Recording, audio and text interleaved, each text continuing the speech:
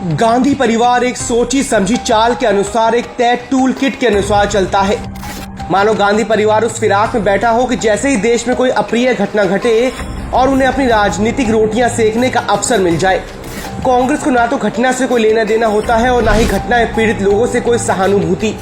दूसरों के दुखों से अपना राजनीतिक मकसद सिद्ध करना इंदिरा काल से चलता आ रहा है। इंदिरा गांधी के हाथी की सवारी और पीड़ित परिवार की लाचारी। 1975 में देश को आपातकाल में झोंक देश की कानून व्यवस्था को पंगु बनाकर सभी विपक्षी पार्टियों के लोगों और मीडिया कर्मियों तक को जेल में डालने वाली पूर्व प्रधानमंत्री इंदिरा गांधी ने बहुत मनमानी चलाई। 1970 के आम चुनावों में जनता ने इंदिरा को सत्ता से बेदखल कर दिया था और मोरारजी देसाई के नेतृत्व में जनता पार्टी की सरकार बनी। उस समय बिहार के पटना जिले के बेलची गांव में बेहद दर्दनाक घटना में 11 दलित लोगों की मौत हो गई थी। पूर्व प्रधानमंत्री इंदिरा गांधी ने करीब 2.5 महीने बाद यहां की यात्रा करने की सोची और हाथी पर सवार होकर पीड़ित परिवार से सहानुभूति का ढोंग करने पहुंच गई। उनका मकसद सिर्फ राजनीतिक फायदा उठाने का था। जिस तरह से उनकी यात्रा की चर्चा देश में की गई, उससे उनका मकसद पूरा हो चुका था। तभी तो उस दिन के बाद से उन्होंने फिर कभी वहां जाना जरूरी नहीं समझा। 2011 में राहुल गांधी के जमीन अधिग्रहण मामले में भट्टा परसौल जाना। राहुल गांधी की राजनीतिक छवि चमकाने के मकसद से 2011 में उन्हें उत्तर प्रदेश के गांव भट्टा परसौल भेजा गया।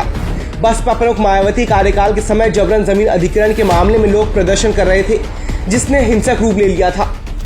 प्रशासन के मना करने के बाद भी लाइमलाइट में आने की इच्छा से राहुल गांधी सभी सुरक्षा कारणों को धत्ता बताकर वहां पहुंच गए और अंत में वही हुआ। उन्होंने अपनी फोटो खिंचवाई और निकल गए अपनी गाड़ी में बैठकर। उसके बाद उनकी तरफ से ना तो कोई सहायता पहुंचाई गई और ना ही वो दोबारा वहां कभी नजर आए। 2019 में प्रियंका वाड्रा के सफर की शुरुआत।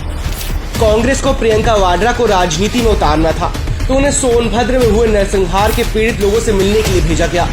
उनका वही पुराना पैतरा, गरीबों की सहानुभूति मिल जाए और मीडिया के जरिए राजनीतिक आगाज की शुरुआत हो जाए। जब प्रशासन ने सुरक्षा कारणों से उन्हें जाने से रोका, तो उल्टा उन्होंने उन पर ही आरोप लगाने शुरू कर दिए।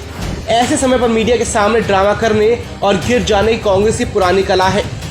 मगर क्या कभी आपने इन्हें बाद में उन परिवारों से मिलते हुए देखा या सुना है, या कभी किसी ऐसी खबर आई कि उन्होंने पीड़ित परिवारों की कोई आर्थिक सहायता प्रदान की हो? नहीं, ऐसा इन्होंने कभी नहीं किया। कांग्रेस का मकसद तो बस गरीब पीड़ित परिवारों की भावनाओं से खेलना है और किसी तरह से सत्ता पर काबिज हो जाना है।